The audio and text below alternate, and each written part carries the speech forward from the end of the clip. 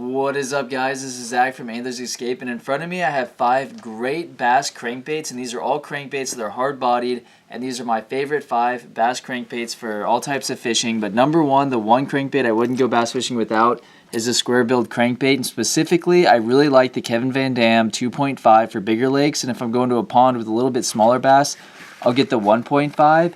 But these Kevin Van Dam Squarebill Crankbaits have great action. I usually always outfish my friends. 2.5 for those bigger bodies of water, 1.5 for the smaller bodies of water. I really like the gizzard shad color as well as the bluegill color. Here's the difference between the 2.5 and the 1.5, but I usually keep 1.5 for smaller bodies, 2.5 for bigger bodies. And let's go ahead, and the only time I wouldn't throw one of these is if you're in deep water. These are more of a shallow water crankbait, so unless I'm fishing really deep water, I'll usually try one of these out to see if the bass are biting on them. They work really well. So let's go ahead and get started with number 2.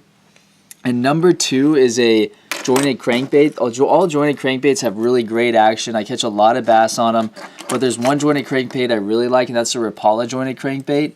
This thing, actually I had a friend actually outfish me about a year ago with one of these, and they're great action. They can dive down pretty deep. I really like them just because of that action that has so much freedom of movement right there. And so another great bass crankbait, and by far my 2 favorite crankbaits for bass are the Kevin Van Dam Squarebill and the Rapala jointed crankbait. So the third favorite crankbait of mine is the red-eyed shad, and this is by Strike King. Really nice because it allows you to target deeper water bass. You can cast this thing and let it sink a ways, and then start your retrieve after this lure is about 20-30 feet down there where the bass are.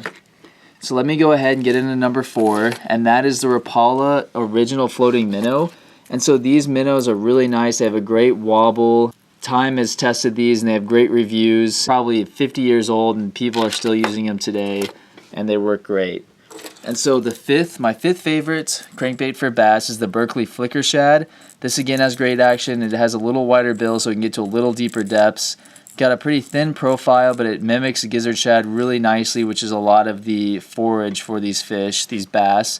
And so I hope you learned something here today, and you'll try one of these crankbaits, and thanks for watching.